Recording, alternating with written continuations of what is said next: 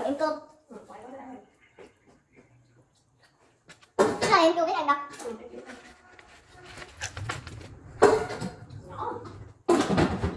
Nhìn mày đi. Nè. À. Cầm lên nó nhẹ á. Cắn cái đùi nha mày.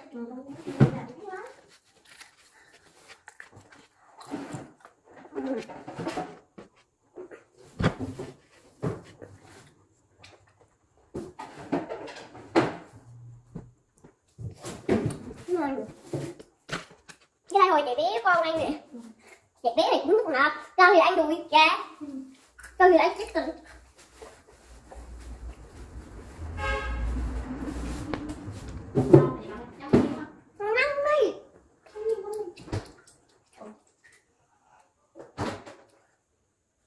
Mẹ em bị dính dầu không mẹ?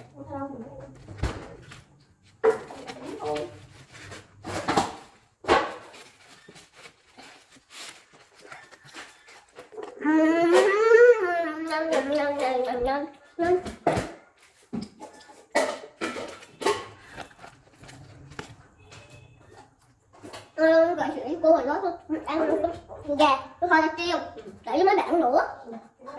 Cái mấy bạn mua là kia con nói là mua mua đâu mua chỗ hồi nãy mẹ mua đó của con đó mẹ, bỏ vô cái đỏ đỏ của con đó. Nhậm mí mấy nhậm mí luôn á. Mẹ mua rồi bây giờ nói gì với mẹ ta? Thank you mommy. Thank you. Wow.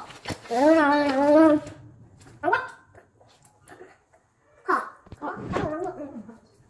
Sao không được phán?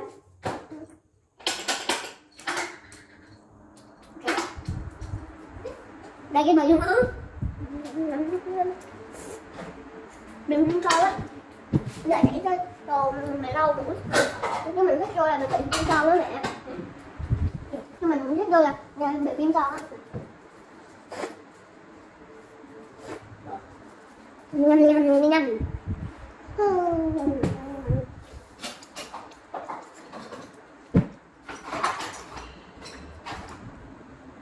Mẹ nó làm sao mà nó giờ cho mẹ?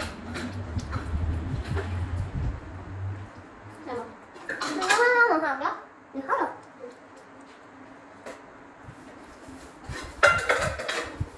Mẹ ở đây ngủ luôn á. Cái mẹ cái đó, cái con kìa, cái con kìa, con cá con kìa, con cá coi. Con giọt. Thôi quay con chị giả mẹ. Quay lại để nó mỗi em coi lại. Để ngon chị hết phần.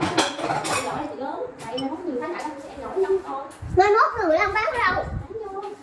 Mai mốt lấy nhiều cổ luôn mẹ.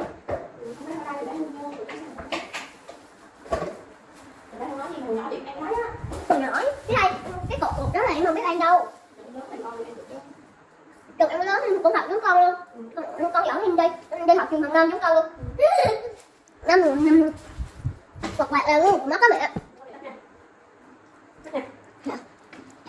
Dừng lại luôn.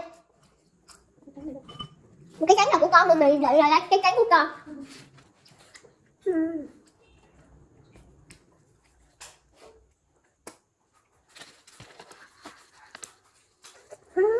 Ngon quá.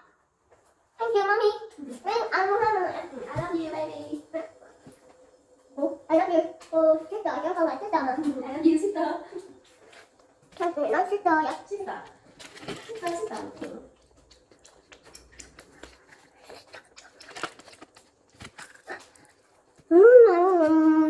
Đừng đánh ở đâu mà. Mẹ. Ok, đừng xong kìa. Đây cái tí kìa, là xanh đó. Là xanh nhưng mà nó màu xanh mà. Trà tròn xanh. Vô. Trà tròn xanh. Mẹ đang ngọt cái gì vậy? Ngọt đi. Cái đeo đi. Đừng bị đeo.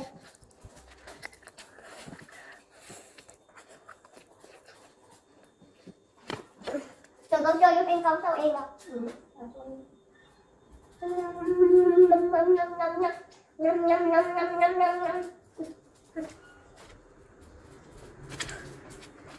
Một cục cũng ăn cái thôi mà.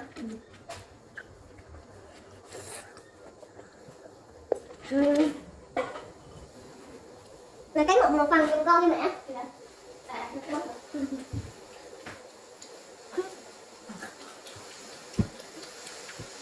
Mẹ mở đầu tiên cho con coi thử đi. Mày nói nữa.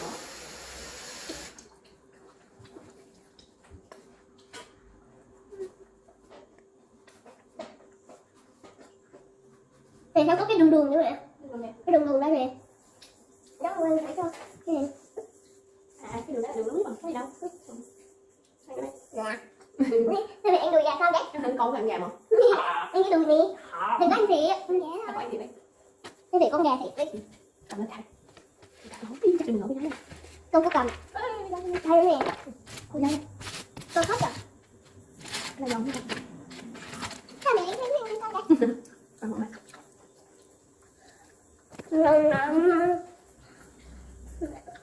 Cái đen. Có đây mẹ, có đây mẹ. Em sắp hết rồi. Con thiệt. Con lên cái giọt đó rồi con lên thịt.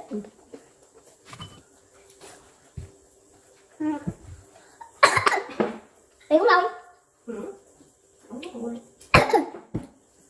Mẹ cũng ăn cái đây cùng với con khỏi ăn cơm nữa. Mẹ cũng ăn đây cùng với con khỏi ăn cơm nha.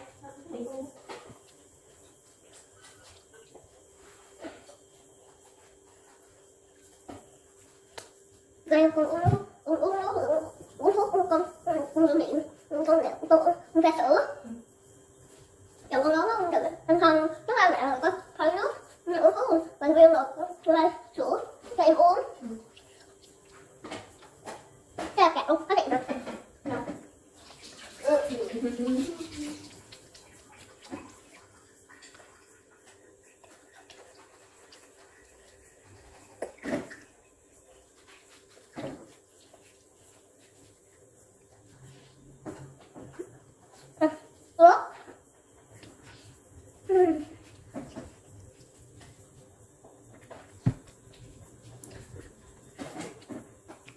Nè, cái cốc nước. Hả? Cái cốc nước. Uống gì không? Em không? Uống nước không nào không?